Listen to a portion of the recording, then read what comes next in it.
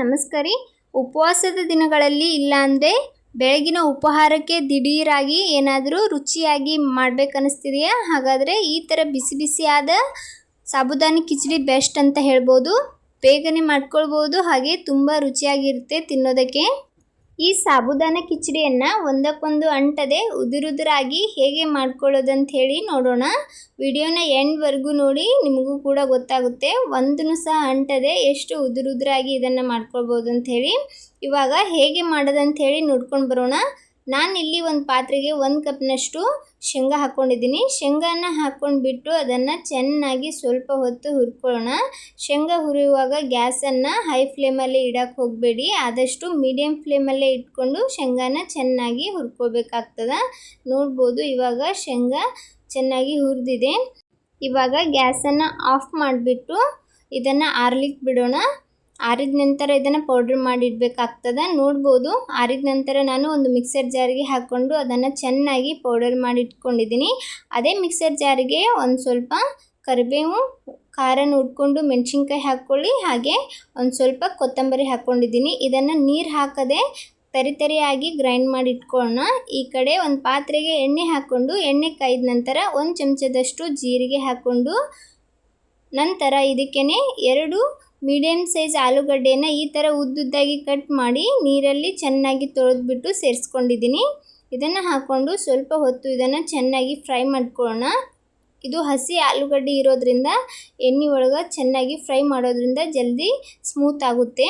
ಇದು ಸ್ವಲ್ಪ ಹೊತ್ತು ಬೇಯೋವರೆಗೂ ನಾನಿಲ್ಲಿ ಒಂದು 20 ನಿಮಿಷ ಸಾಬುದಾನನ್ನು ನೆನೆ ಇಟ್ಕೊಂಡಿದ್ದೆ. ವಾಶ್ ಮಾಡಿಬಿಟ್ಟು ಮುಳುಗುವಷ್ಟೇ ನೀರು ಹಾಕಿ ನೆನೆಸಿ ತೊಗೊಂಡಿದ್ದೀನಿ. ಇವಾಗ ಚೆನ್ನಾಗಿ ನೆನೆದಿದೆ.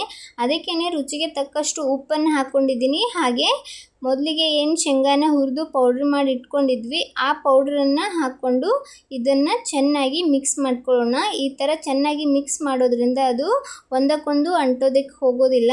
ಸಾಬುದಾನಿ ಕಿಚಡಿ ಸಹ ಉದುರಾಗಿ ಬರುತ್ತೆ. ಈ ಕಡೆ ಆಲೂಗಡ್ಡೆನೂ ಸ್ವಲ್ಪ ಫ್ರೈ ಆಗಿತ್ತು, ಅದಕ್ಕೇ ಒಂದು ಸ್ವಲ್ಪ ಶೇಂಗಾನ ಹಾಕ್ಕೊಂಡಿದ್ದೀನಿ. ಶೇಂಗಾ ಏನು ಹುರಿದು ಇಟ್ಕೊಂಡಿದ್ವಿ ಅದರೊಳಗೇ ಒಂದು ಸ್ವಲ್ಪ ಶೇಂಗಾನ ತೆಗೆದುಬಿಟ್ಟು ಇದಕ್ಕೆ ಹಾಕ್ಕೊಂಡಿದ್ದೀನಿ. ಇವಾಗ ಆಲೂಗಡ್ಡೆನ ಒಂದು ಮುಚ್ಚಳ ಮುಚ್ಚಿಬಿಟ್ಟು ಒಂದು ಸ್ವಲ್ಪ ಹೊತ್ತು ಇದನ್ನು ಬೇಯಿಸ್ಕೊಳ್ಳೋಣ. ಆಲೂಗಡ್ಡೆ ಚೆನ್ನಾಗಿ ಬೇಯ್ದ ನಂತರ ಕೊತ್ತಂಬರಿ ಹಾಗೆ ಹಸಿಮೆಣಸಿನ್ಕಾಯಿ, ಕರಿಬೇವು ಹಾಕಿ ಮಾಡಿರುವಂಥ ಪೇಸ್ಟ್ ಹಾಕ್ಕೊಳ್ಳೋಣ. ಹಾಕ್ಕೊಂಡು ಅದನ್ನು ಚೆನ್ನಾಗಿ ಫ್ರೈ ಮಾಡ್ಕೋಬೇಕಾಗ್ತದೆ. ಅದರಲ್ಲಿರುವ ಹಸಿ ವಾಸನೆ ಹೋಗೋವರೆಗೂ ಅದನ್ನು ಚೆನ್ನಾಗಿ ಫ್ರೈ ಮಾಡ್ಕೊಳ್ಳೋಣ. ಇವಾಗ ಒಂದು ಸ್ವಲ್ಪ ಉಪ್ಪನ್ನು ಹಾಕ್ತಾಯಿದ್ದೀನಿ. ಉಪವಾಸ ಇರೋರು ಉಪವಾಸ ಉಪ್ಪು ಅಂತ ಸಿಗುತ್ತಲ್ಲ, ಆ ಉಪ್ಪನ್ನು ಹಾಕ್ಕೊಂಡು ಮಾಡ್ಕೊಳ್ಬೋದು. ಸ್ವಲ್ಪನೇ ಉಪ್ಪು ಹಾಕ್ಕೊಂಡಿದ್ದೆ, ಆಲೂಗಡ್ಡೆಗೆ ಚೆನ್ನಾಗಿ ಉಪ್ಪೆಲ್ಲ ಹತ್ತಲಿ ಅಂಥೇಳಿ. ಇವಾಗ ಮೊದಲಿಗೆ ಎಲ್ಲ ನಾವು ಮಿಕ್ಸ್ ಮಾಡಿ ಇಟ್ಕೊಂಡಿದ್ವಿಲ್ಲ ಸಾಬುದಾನ ಹಾಗೆ ಶೇಂಗಾದ ಪುಡಿನ, ಅದನ್ನು ಸೇರಿಸ್ತಾ ಇದ್ದೀನಿ. ಅದನ್ನು ಹಾಕ್ಕೊಂಡು ಒಮ್ಮೆ ಇದನ್ನು ಚೆನ್ನಾಗಿ ಮಿಕ್ಸ್ ಮಾಡ್ಕೊಳ್ಳೋಣ. ಇದನ್ನು ಚೆನ್ನಾಗಿ ಈ ಥರ ಮಿಕ್ಸ್ ಮಾಡ್ಕೊಂಡ್ಬಿಟ್ಟು ಒಂದು ಸ್ವಲ್ಪ ಹೊತ್ತು ಮುಚ್ಚಳ ಮುಚ್ಚಿಬಿಟ್ಟು ಬೇಯಿಸ್ಕೊಳ್ಳೋಣ. ಒಂದು 5 ನಿಮಿಷ ಇದನ್ನು ಮುಚ್ಚಳ ಮುಚ್ಚಿ ಬೇಯಿಸ್ಕೊಳ್ಳಿ. ನಡುವೆ ಸ್ವಲ್ಪ ಈ ಥರ ತೆರೆದು ಅದನ್ನು ಒಮ್ಮೆ ಮತ್ತೆ ಈ ಥರ ತಿರುಗಿಸ್ಬಿಟ್ಟು ಮತ್ತೆ ಮುಚ್ಚಳ ಮುಚ್ಚಿಬಿಟ್ಟು ಬೇಯಿಸ್ಕೊಂಡ್ರೆ ಉದುರಾಗಿರುವಂತಹ ಸಾಬುದಾನಿ ಕಿಚಡಿ ರೆಡಿ ಆಗ್ತದೆ. ಇವಾಗ ನಾನು ಒಂದು ಪ್ಲೇಟ್ಗೆ ಸರ್ವ್ ಮಾಡ್ಕೊಂಡಿದ್ದೀನಿ. ನೋಡ್ಬೋದು ಒಂದೂ ಸಹ ಒಂದಕ್ಕೊಂದು ಅಂಟಿಲ್ಲ, ಎಲ್ಲನೂ ಬಿಡಿ ಬಿಡಿಯಾಗಿ ಇದೆ, ಮುತ್ತಿನಂತೆ ಉದುರಾಗಿ ಬಂದದ.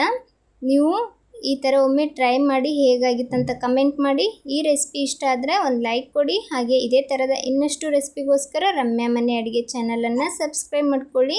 ಇನ್ನೂ ಯಾರೆಲ್ಲ ಚಾನಲ್ಗೆ ಸಬ್ಸ್ಕ್ರೈಬ್ ಆಗದೆ ವಿಡಿಯೋ ನೋಡ್ತಾ ಇದ್ದೀರಾ, ದಯವಿಟ್ಟು ಚಾನಲನ್ನು ಸಬ್ಸ್ಕ್ರೈಬ್ ಮಾಡಿಕೊಂಡು ವಿಡಿಯೋ ನೋಡಿ.